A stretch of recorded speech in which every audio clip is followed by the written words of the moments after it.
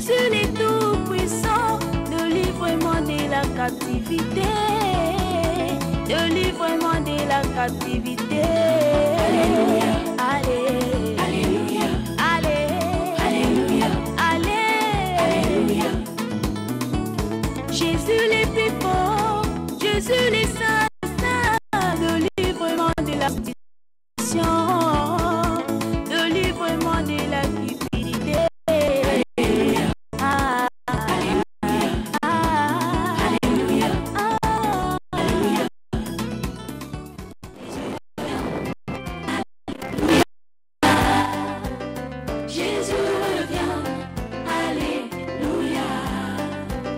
Jésus revient, alléluia. Jésus revient, alléluia. L'omnipotent, alléluia. L'omniprésent, alléluia. Que Dieu vous bénisse. C'est le temps de Dieu, les temps où Dieu va bénir son peuple, les temps où Dieu va souffler un vent nouveau dans vos vies, parce que le Seigneur nous aime tellement qu'il aime nous visiter tout le temps. Vraiment, que Dieu vous bénisse. Nous sommes très contents de vous voir nombreux devant votre petit écran et nous croyons que cette émission, avec la bénédiction de notre Dieu, va être tellement merveilleuse. Bonsoir, que Dieu vous bénisse. Nous allons nous incliner dans la prière. Nous prions au nom de Jésus. Dieu tout-puissant, Dieu tellement merveilleux, nous recommandons ce moment entre tes mains. Que ta grâce soit au milieu de nous. Accompagne-nous tout au long de cet enseignement. Au nom de Jésus, nous avons ainsi prié. Amen. Bien-aimés, la fois passée, nous avons parlé de la vision. Vous savez que nous n'avons pas fini à développer cela, mais toutefois, nous ne saurons pas reprendre. Nous faisons juste un petit résumé pour passer à un nouveau thème. En fait, dans la vision, nous avons dit la vision, pour bien comprendre la vision, il faut d'abord comparer la vision avec les yeux naturels que Dieu nous a donnés. Vous savez que lorsque quelqu'un a des yeux, il peut voir. Même les animaux, lorsqu'ils ont des yeux, ils voient. Dans la vision, tout simplement, c'est quelque chose qui nous permet de voir très loin, de voir clair, de voir en ce qui nous concerne la pensée de Dieu. Et Jésus-Christ, en venant sur la terre des vivants, il avait dit que tous les hommes étaient aveugles et qu'il était l'unique voyant, l'unique personne qui pouvait voir. Dieu, au fait, c'est celui qui sait voir, qui sait comprendre les choses. Mais nous, les humains, nous avons nos philosophies, nos pensées, nos façons de voir les choses. Nous avons notre compréhension de la vie.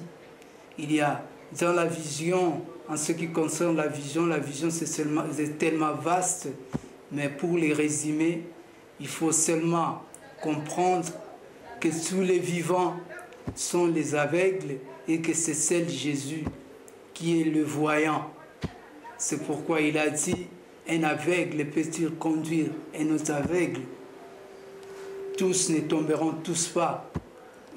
tomberont-ils pas dans un trou? Donc lorsqu'un aveugle conduit son ami aveugle, ils finissent par tomber tous les deux dans un trou. Et Jésus, lui, il est le voyant qui voit clair, et il a Dieu qui est au fait le Père de notre Seigneur Jésus-Christ, a voulu assez que nous puissions bien voir. Il a voulu assez que nous puissions être éclairés par la lumière du monde qui est Jésus, parce que Jésus explique que le monde est ténébreux, qu'il y a de la ténèbre dans les surfaces de la terre, et que c'est Jésus qui est la lumière qui éclaire tout homme venant sur cette terre des vivants. Lorsqu'on est dans les noirs, c'est complètement comme on est aveugle. On ne sait rien voir dans les noirs. On peut beau avoir des yeux, mais quand il fait très noir, il n'y a même pas des étoiles, même pas une lune, même pas une petite lampe. Quand il fait très noir, on ne sait rien voir. On est pratiquement comme un aveugle. Et Jésus a dit qu'il est la lumière du monde. Et David, les prophètes de la Bible, le roi prophète, dit aussi: la parole de Dieu est une lampe sous mes pieds. Donc la parole de Dieu est une lumière qui éclaire. La plus grande vision qu'un homme peut avoir, c'est la Bible, la parole de Dieu, qui est la plus grande vision qui peut dissiper toutes sortes d'incompréhensions, toutes sortes d'aveuglements. C'est lorsque vous lisez la Bible avec la compréhension du Saint-Esprit, vous pouvez comprendre Dieu depuis le commencement jusqu'à la fin et à l'éternité. Vous allez comprendre parce que dans la Bible, il est parlé de Dieu. Vous comprendrez aussi Satan depuis le commencement jusqu'à la fin. De la même façon aussi, nos vies se résument dans la Bible. La vie de tout un chacun est expliquée dans la Bible. La Bible dit que le salaire du péché, c'est la mort.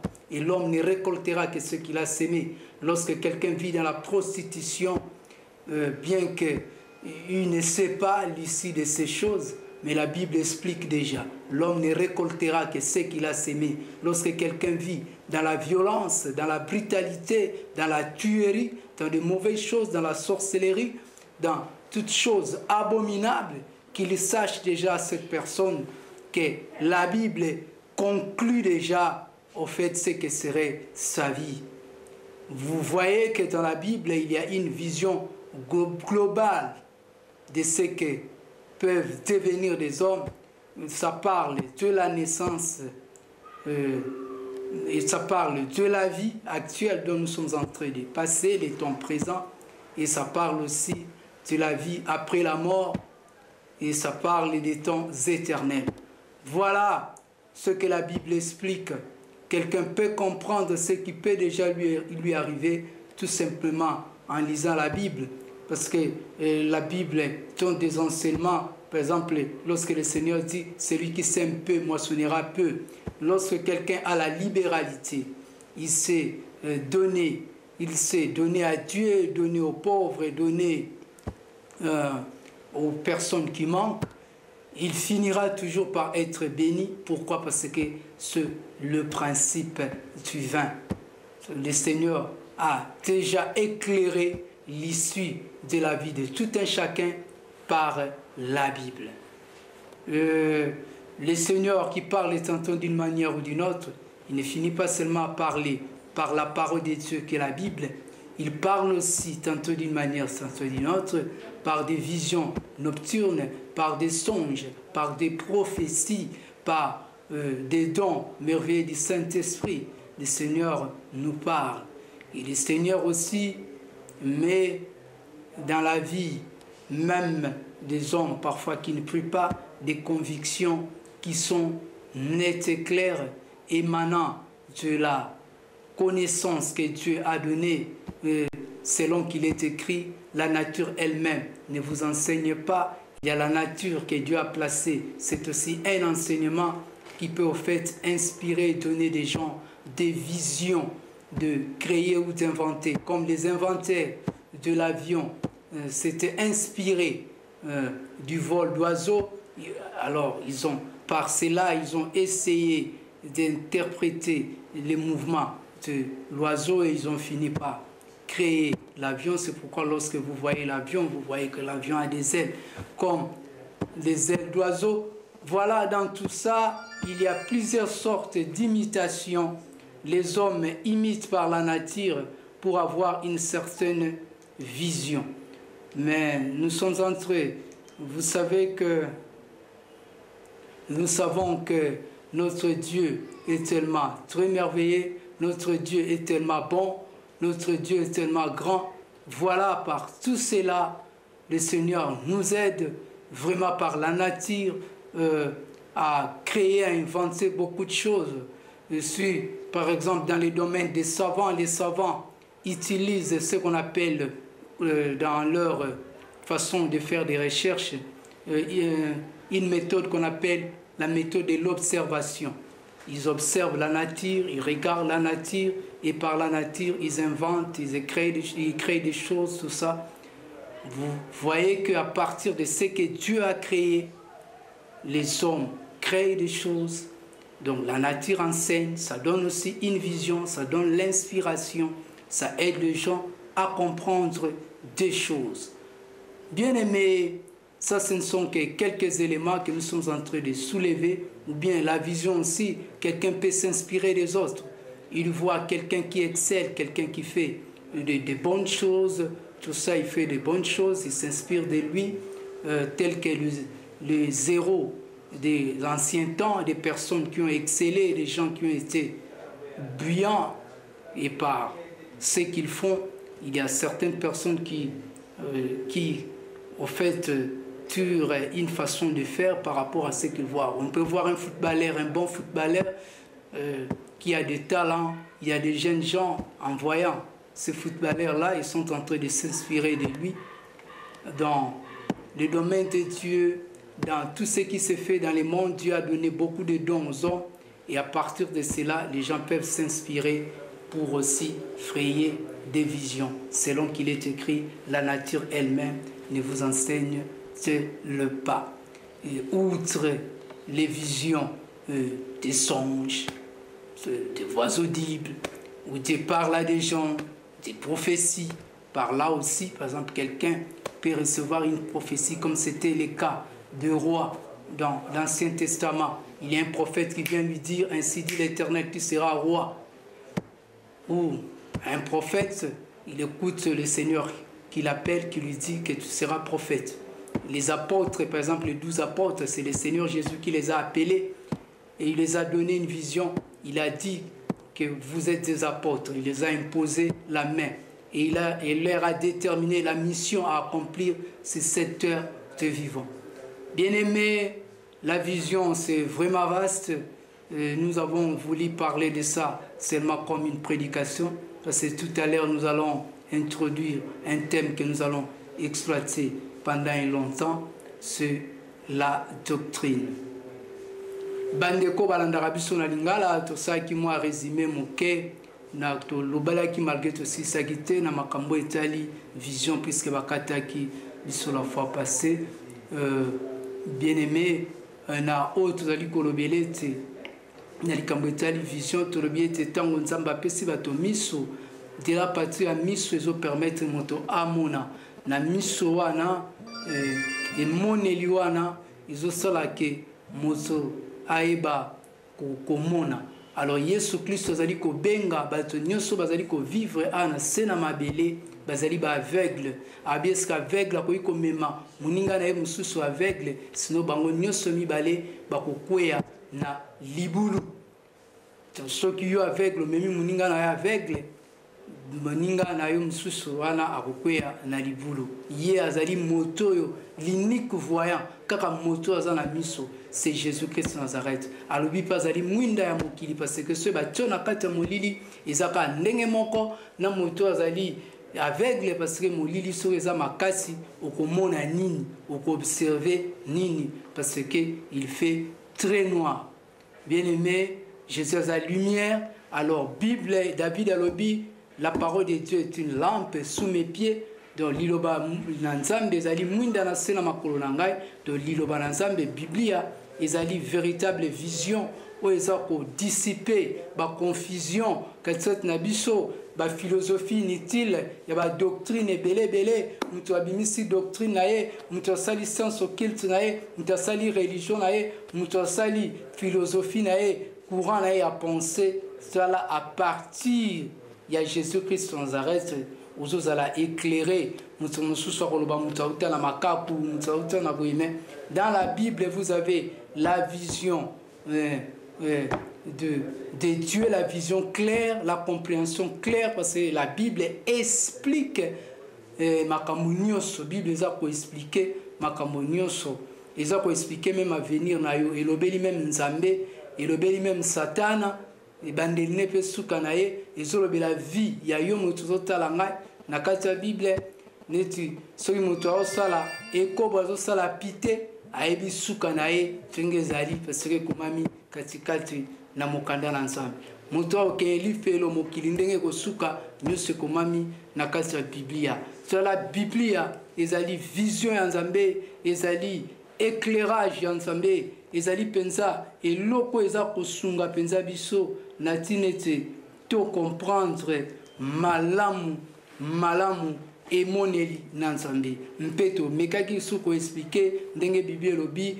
estce ekelamu oyo nzambe akeli ezali kotangisa bino te yango totalisaki ete kaka partir na kotala makambo oyo nzambe akeli na se na moi ezopesa bainspiration tala ete bato basalaki avion bakendaki na kosinspire na ndeke komona ndeke ndenge ali kopumbwa makambo eza ebele tozopesa cours ya science awa te mais tozocite tout simplement baexemple romona na kati ya observation babiloko ebele ezali créé na kati ya mokili okomona basavant bachercheur baza bato oyo basalaka observation balandelaka baza koimite makambo nzambe asala baza kocréer yango eza koyede bango à partir ya emoneli alors vision mpe tolobaki ntango moto aza kozwa succès to mosusu na kati ya mokili oyo moto azozwa succès na makambo eza libale to mpe badomaine nyonso esamaka na kati ya mokili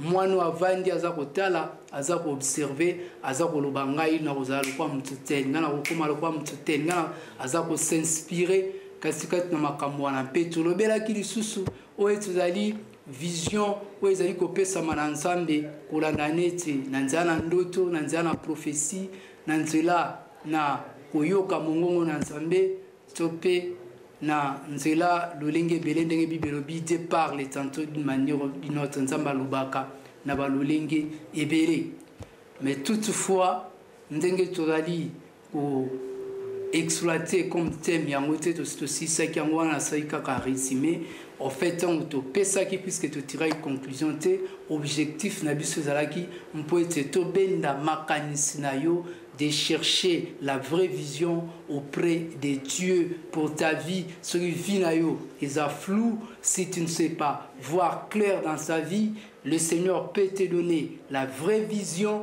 parce que c'est seul Jésus qui peut bien comprendre la vision de tout un chacun et c'est seul Jésus qui peut orienter la vie de quelqu'un lorsque tu ne sais rien comprendre, lorsque tout est flou dans ta vie, il y a quelqu'un qui peut éclairer ta vie, quelqu'un qui peut t'aider à bien voir, c'est Jésus-Christ de Nazareth. Et si tu es dans une confusion de doctrines, nakati yaba confusion, yaba philosophie, pe yaba pensée, nous voulions seulement te ramener ya ressources là été Biblia des visions ya solo ya nsambe o etriko sungayo na tinete au comprendre nsambe.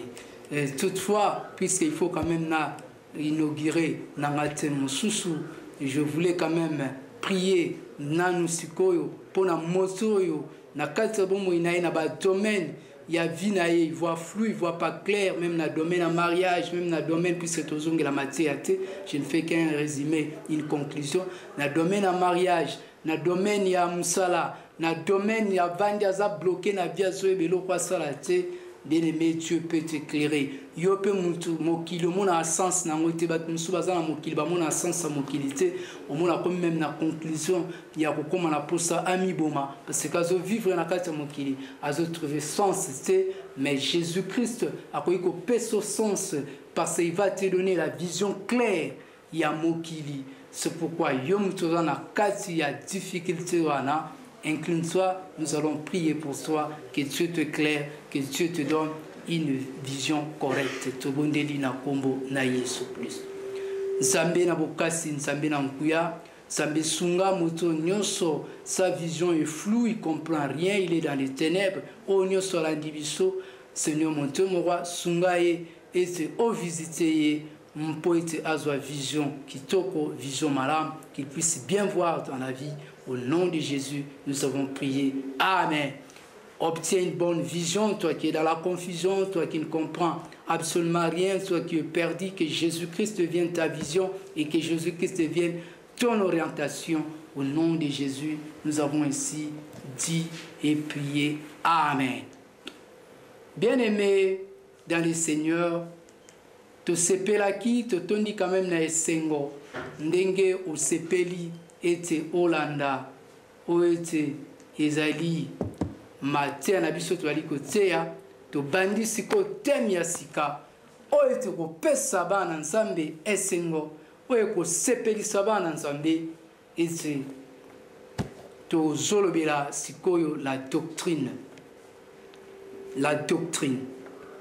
Nous commençons un nouveau thème, nous allons parler de la doctrine. Nous passons d'abord par la définition définition de ce que c'est la doctrine. Pourquoi d'abord la doctrine? La doctrine parce que la doctrine est ébélée. La doctrine est ébélée.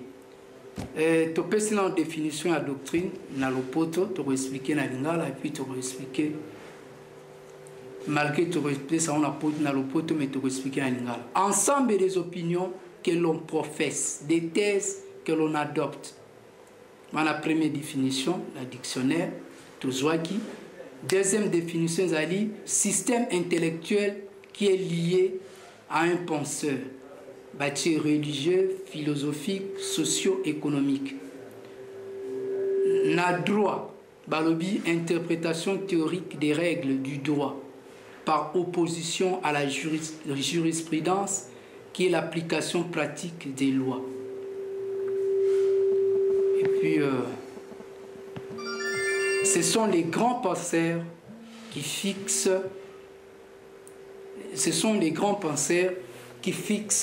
parfois la doctrine misusu. Dans la doctrine, il y a MPR, doctrine, il y a marxisme, doctrine, il y a Boinaboy, tout le monde. La doctrine et sa façon de voir il y a bateau. La vision, la ligne de conduite il y a bateau. Misusu, o bazo bimisane ti doctrine il y a MPR, doctrine il y a boy, doctrine il y a boy, doctrine il y a boy.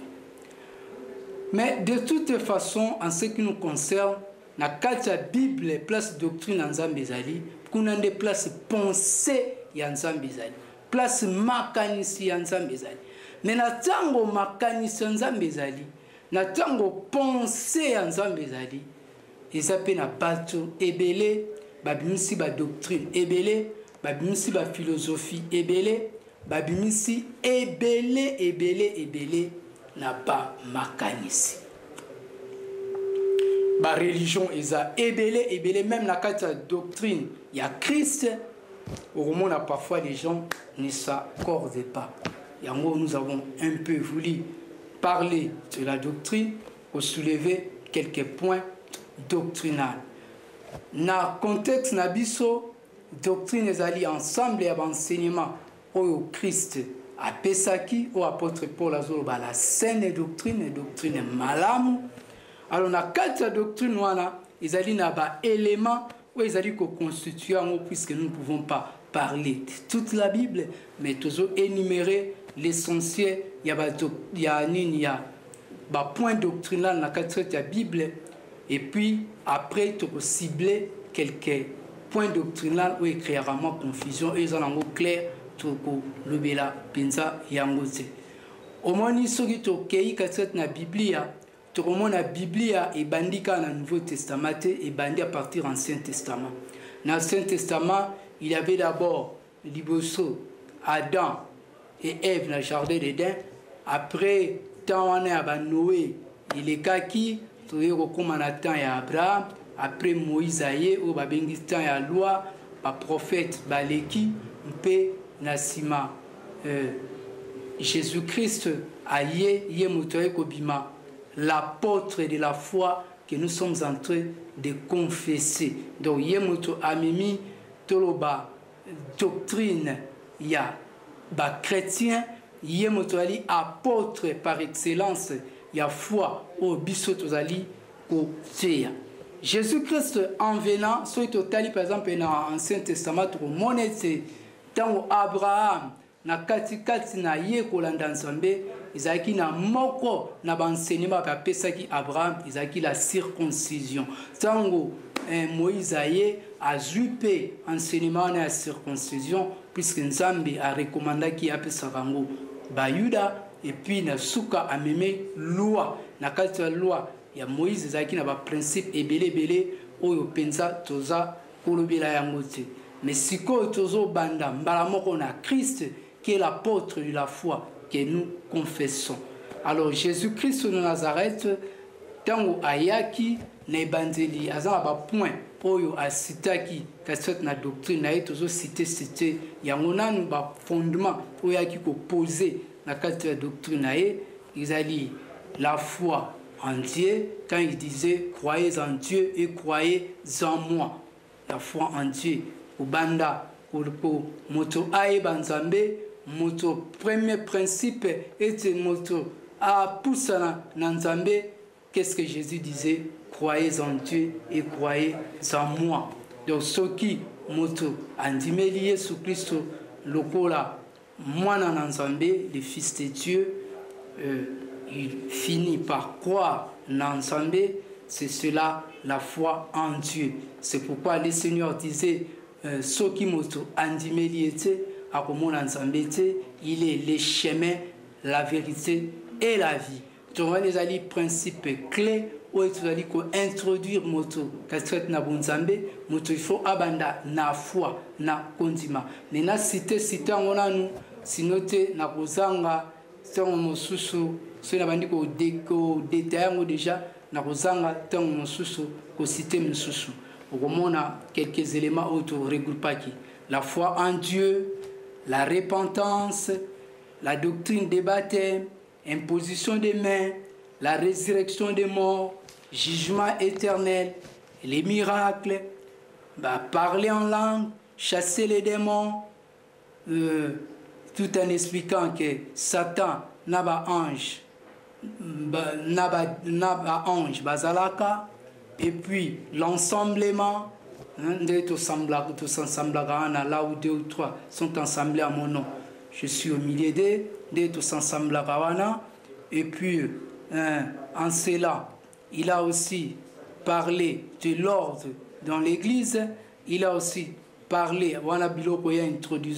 il a aussi parlé na parabole, il y a des talents, il y a des dons spirituels, tout ça. Et puis, aïe, ça, Sainte Seine.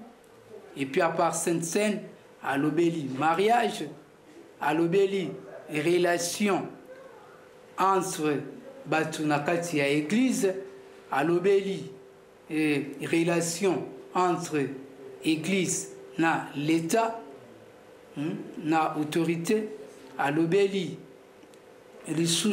relation entre enfants et parents, tala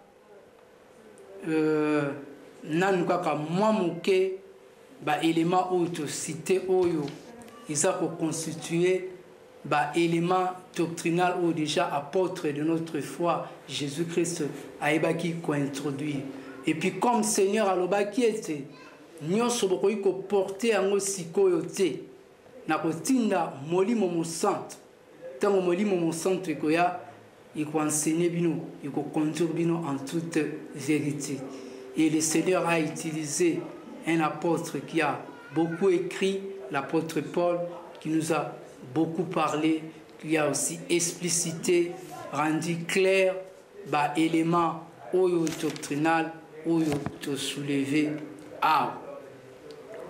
Mais ce qui était, Kolandalande to le Kakana TV, ce qui était Tolobi, Tobanda, Kolobela Nyonsoyo, que silité élément doctrinal ou totangio ce tolobi ete tobanda kolobela nyonso bien aimé ton le Seigneur tala ete toko silisate yango toko ciblé kaka quelques points doctrinal ou écrire ba polémique yango point te soufflé to sengi ndeko na biso ya régie amika déjà kubongisa loyembo sukazali prêt à télévision le yembo bongo simete tobanda kolobela quelques points autour.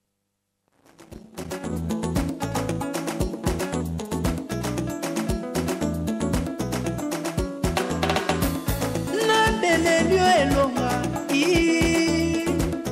na belelio elonga ya bayuda na belelio Yesu Sambe yondo nyati satana na se na belelio elonga na belelio Jésus roi des rois na belelio Jésus saint des saints na belelio elonga na belelio elonga na belelio elonga ya bayuda na belelio Yesu Sambe yondo nyati satana na se na belelio elonga na belelio Jésus roi des rois na belelio Jésus saint des saints na belelio elonga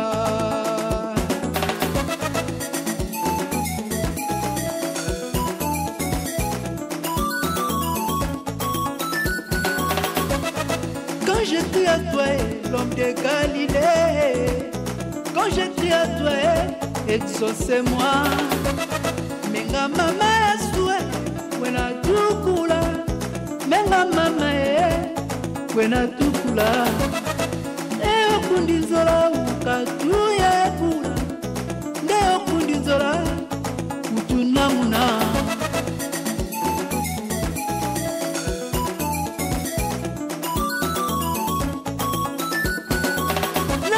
I can't do anything.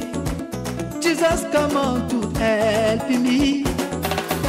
Now I can't do anything. Jesus, come on to help me. Comme ça. Jésus le plus fort, Jésus, j'invoque ton nom. Jésus le plus fort, Jésus, exauce-moi. Jésus le plus fort, Jésus, viens près de moi. Jésus le plus fort, Jésus, délivre-moi.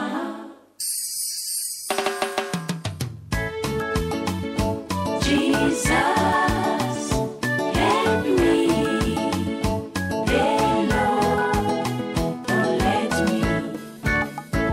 Can you Jesus, say a word? oh Jesus, Lord, the Lord, Jesus, Jesus, help me. help me, Lord, the Lord, let me. Can you come on say Jesus, a word? say a word, Lord, oh the Lord, Jesus, Jesus, help me. help me, Lord, don't let me.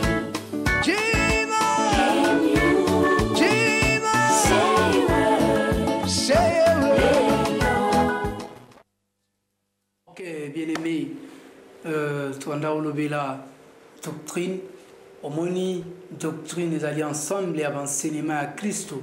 Christo apozaki enseignement belé oyo ete ntango moto asimbi yango ezolakisaka azali katikati na Yesu.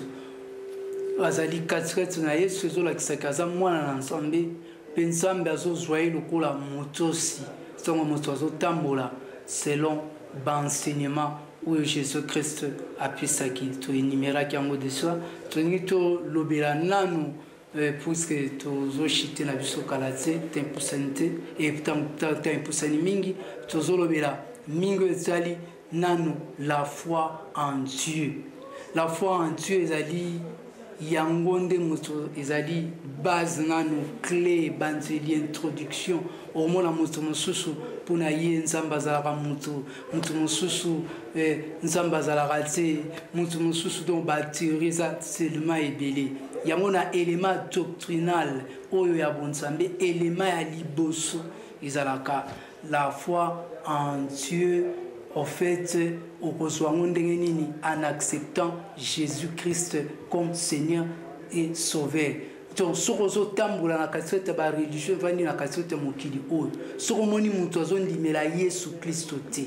lorsque quelqu'un n'accepte pas Jésus-Christ, il est déjà en dehors ya principe ya nzambe en dehors ya baenseignement oyo nzambe apesaki. Epuis soki moto alongoli olo alobela kristo akomisi kristo akomi moto soto akomi moto moko alekaki na mabele boye akomi oloba ye nde moto aza kristo moto azongaki ye nde moto aza deja kote wana moto aza ya kobunga neti bato mosusu babenga bato bateya bango babenga bango bayesu basalela bango so mosusu meme badate bien aimé dans le Seigneur wana déjà ezali kobunga ezali déjà kozala libanda ya oyo eti babengi doctrine ya bonza.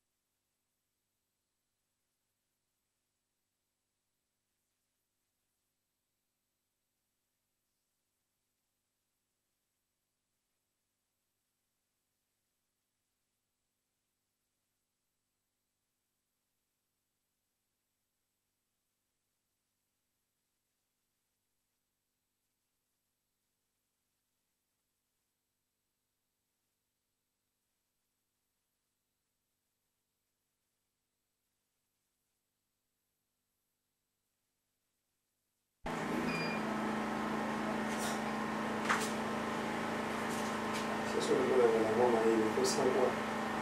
Et ça chic à ma place.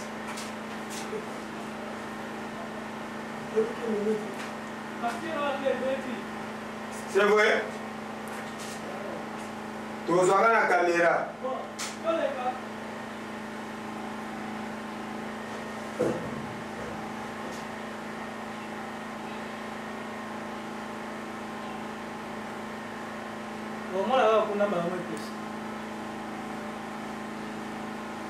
On l'a déjà. bolimbisa biso vraiment mpona désagrément oyo je crois que tobandaki kolobela oyo ezali la foi en Dieu.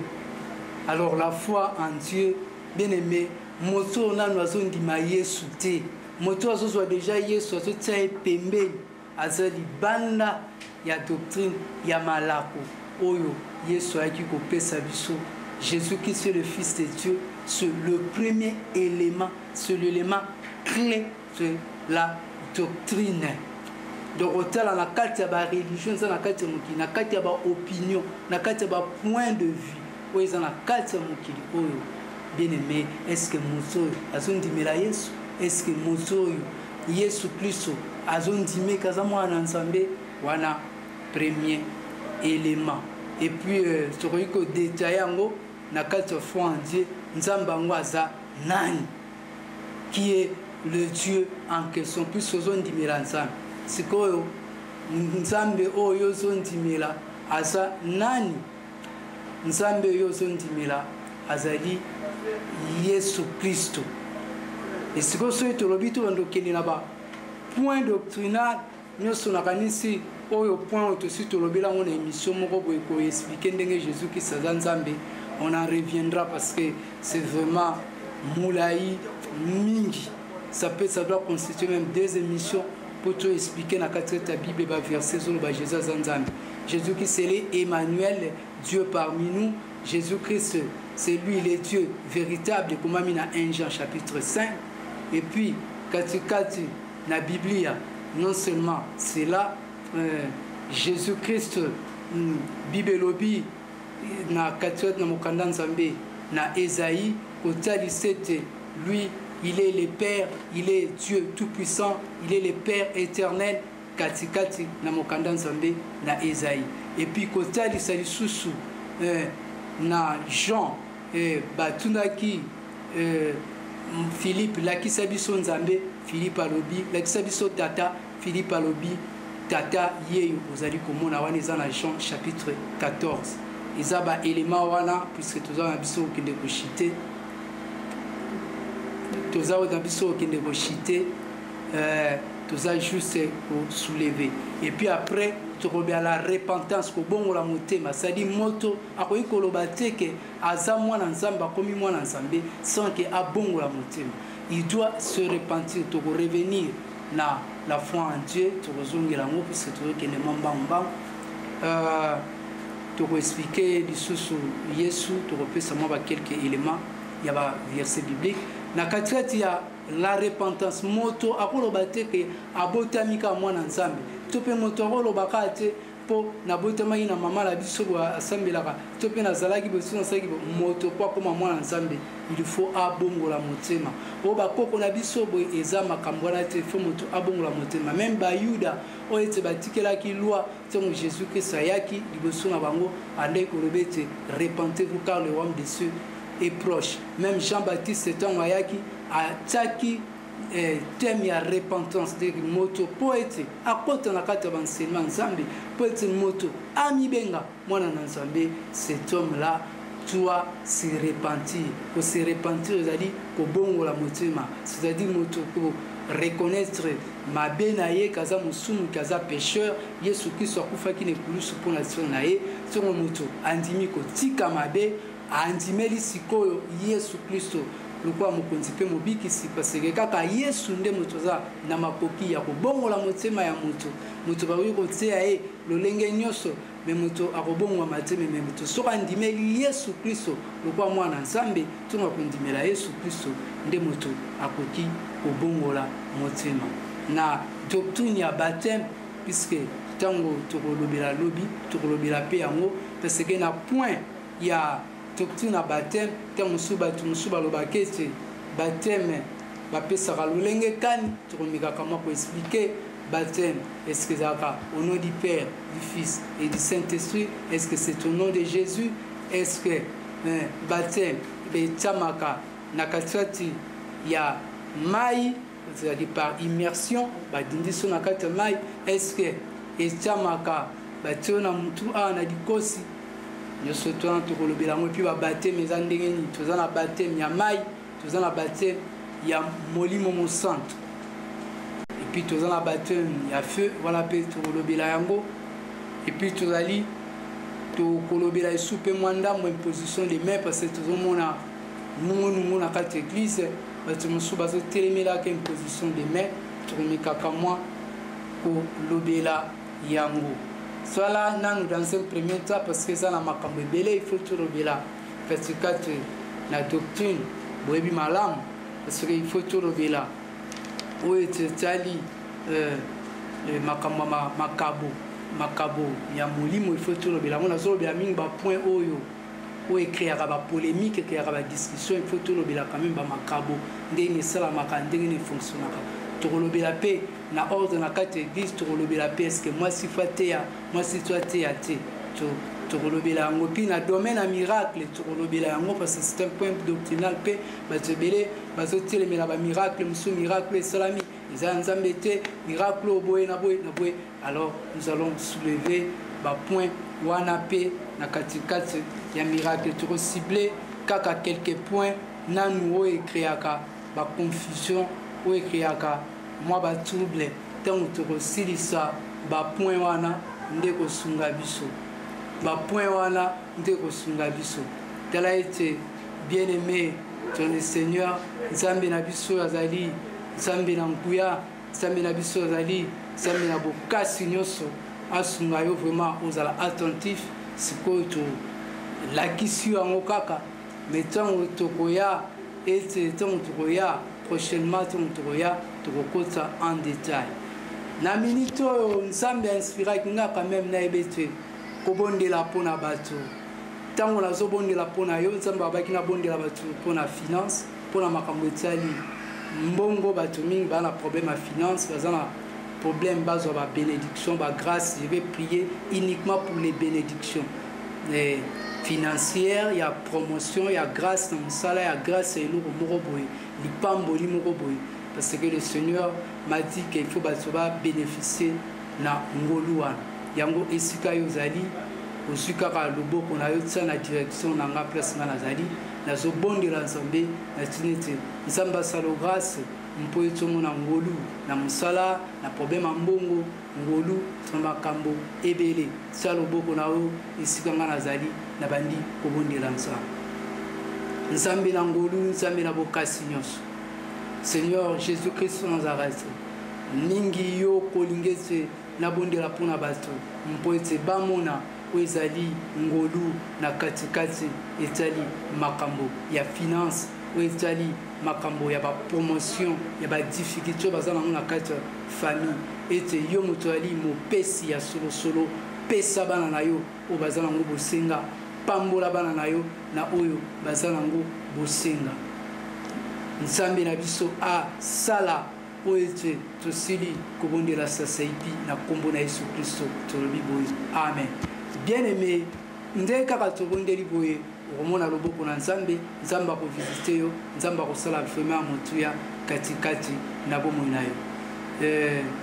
Prochainement ntango tokoya tokobanda mbala moko na 3 points oyo nautaki kolobela awa tokolobela la foi en Dieu, tolobeli repentance, tolobeli lisusu oyo ezalaki doctrine ya baptême et puis par après tobanda kotrier bapoint oyo ezocreye bapolémique.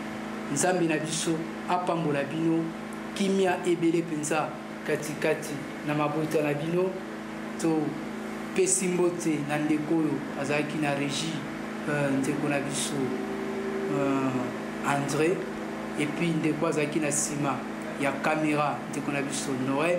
Nzambe apambola yo mpe bino bato bolandi biso nzambe apambola bino na kosenga mpenza ozala vraiment attentif po ete tolobela quelques points et éclairer et dissiper bamalentendi katikati na moto akolanda biso attentivement.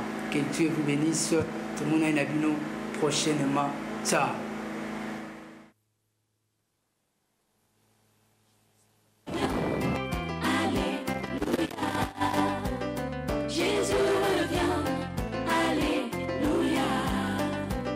Jésus revient, alléluia.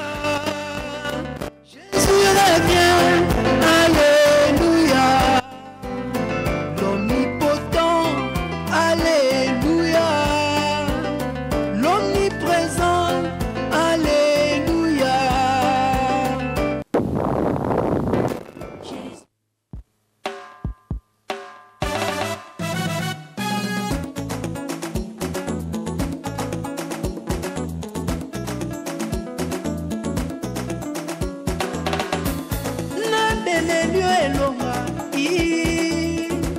Nabelelio elonga ya bayuda, nabelelio Yesu Nzambe yondo nyati satana na se.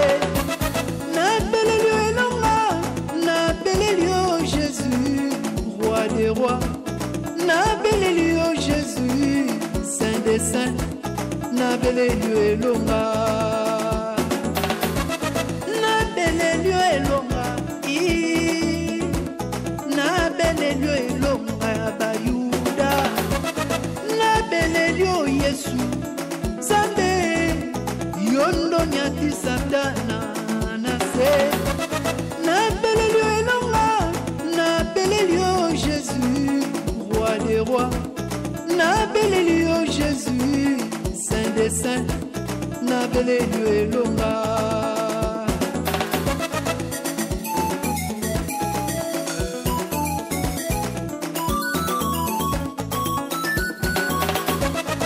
Quand je crie à toi, l'homme de Galilée, quand je crie à toi, exaucez-moi.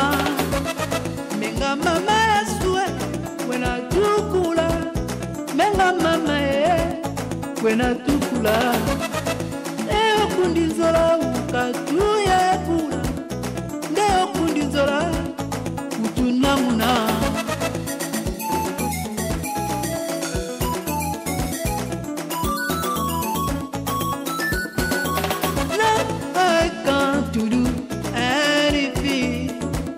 Jesus, come on to help me. Now I got to do anything. comment to